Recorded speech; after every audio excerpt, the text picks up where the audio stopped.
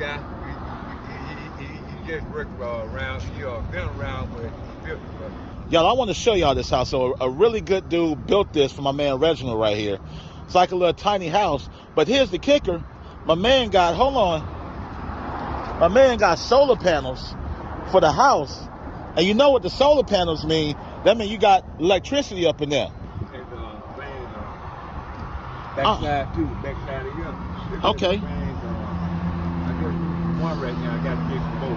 See, I got a little thing back here. You got the little the first aid kit over there and everything. So like when you're not here, how do you lock it? You got a lock for it? Come outside.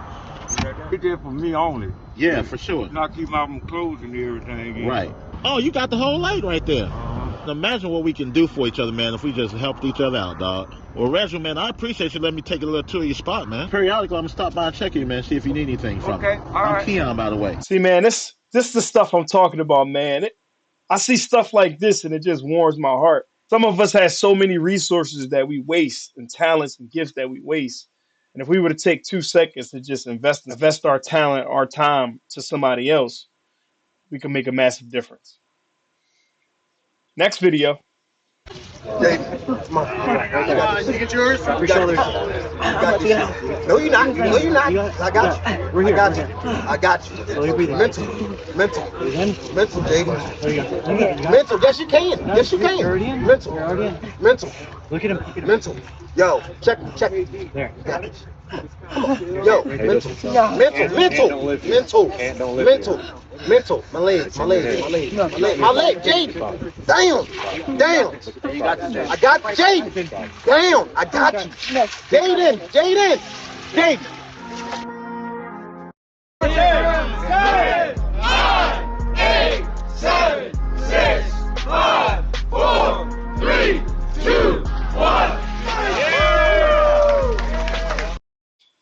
I love this video because it's a prime example of how important it is to have a father figure in your life. How easy it can be to quit. But then sometimes all you need is that push from somebody you love in order to complete what you need to complete. Next video. I buy a house. I'm a simple person, a hard-working person. Me and my wife are both working very hard. We buy a home for $150,000, and there's a 19% interest attached to that, which means that over a period of a 30-year mortgage, a 20-year mortgage, I wind up paying for that house if I live, if I continue my job, if I'm employed over a period of 20 to 30 years, I wind up paying at least $280,000. The worst thing about it, I must pay off the interest before I pay the principal. So it means that for the first 15 years, I'm paying off what? Interest. And suppose I lose my job. I lose my job, my wife loses her job, I get sick, she gets sick. What happens? They come and take the house from me, even though I paid off $150,000, $160,000, they take the house from me, so that $150,000, $60,000 was for nothing. Then what do they do with the house? They resell the house for more than what it was worth and give somebody else another mortgage for the house at maybe $220,000, and it just keeps on going. Well, first of all, I don't know where you're getting an interest rate that's 19%. I think it's great that taking time to educate each other. But in taking time to educate each other, I think it's very important that we properly educate each other and circulate proper information. So the difference, first of all, a 19% interest rate is nuts. Like the difference between a 19% interest rate and a 8% interest rate on a house on $150,000, that's $150,000 on a 30-year mortgage, is literally $1,000 a month. So if you take out a mortgage for a $150,000 house on a 19% interest rate, you will have the payment of a person who had a $350,000 mortgage with a 8, 6, 7, 8% interest rate. So good. I understand you trying to educate, brother.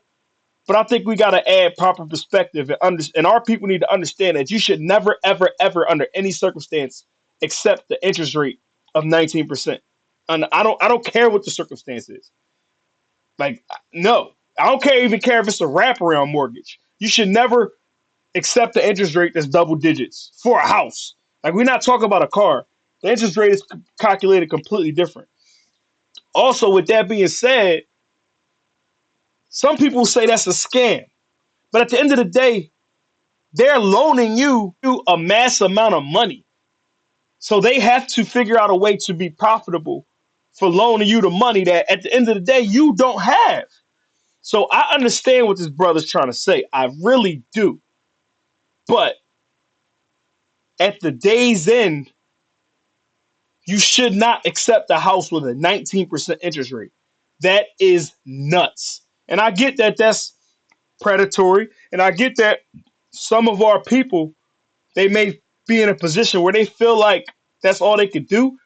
To be honest, you're better off renting than paying a house with a 19% interest rate, a mortgage with a 19% interest rate. Next video. How long you think your money gonna last if every day you step out you got a $2,000-3,000 outfit on?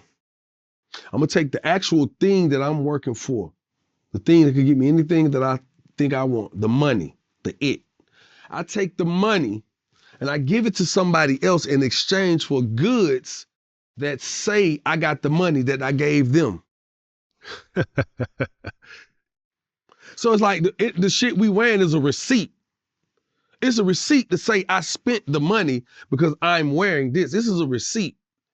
The transfer of power, it is wrong. We got it all wrong. We have transferred the power to the person who sold us this brand. You get what I'm saying? Of course. We work hard to get the money just to give it away to say we got. Oh, I had the money.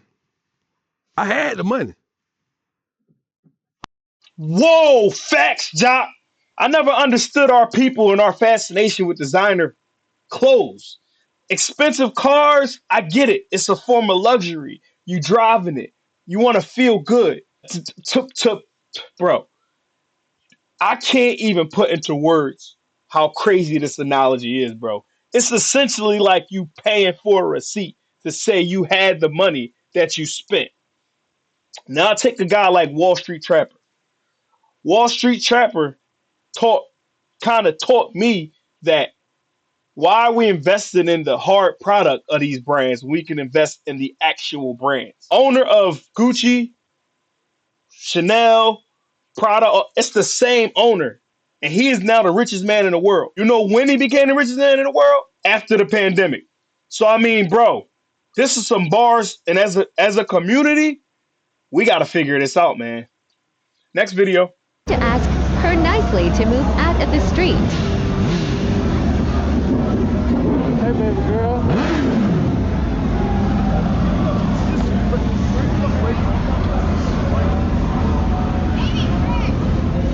What? What up? What?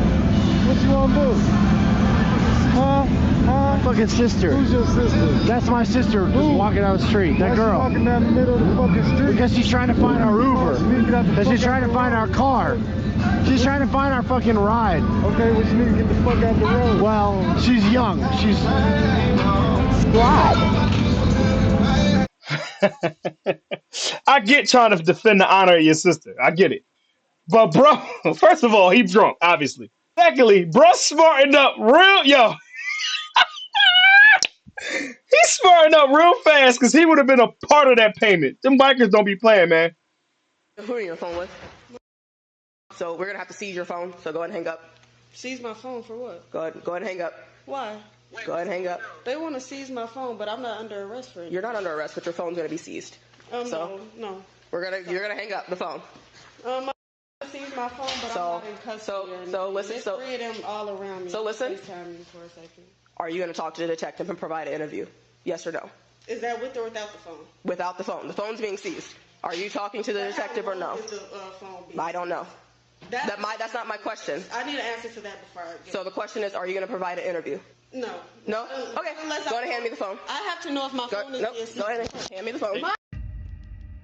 After about the third request of her giving an interview, once she said no, cops moved in. 2 hours after the arrest of Miss Taylor, she was released. Her phone was returned and a federal lawsuit was filed. This is a great example why you never trust police, because police will lie to you.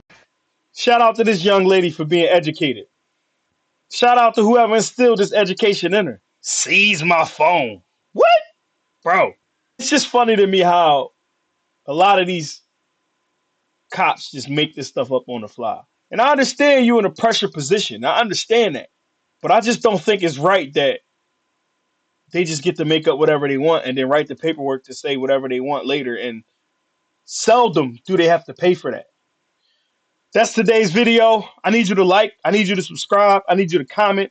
I'm at 75 subscribers. I'm trying to get to 100. It's a slow grind. Yo, never mind the background. I just took over my kids' playroom. They don't need it. They all got their own rooms and all this other stuff. And this is my space now. So my background going to get tightened up. My setup going to get tightened up. Hit me up. Like, subscribe, rate or raw reactions. I'm going to holler at y'all, man. Peace.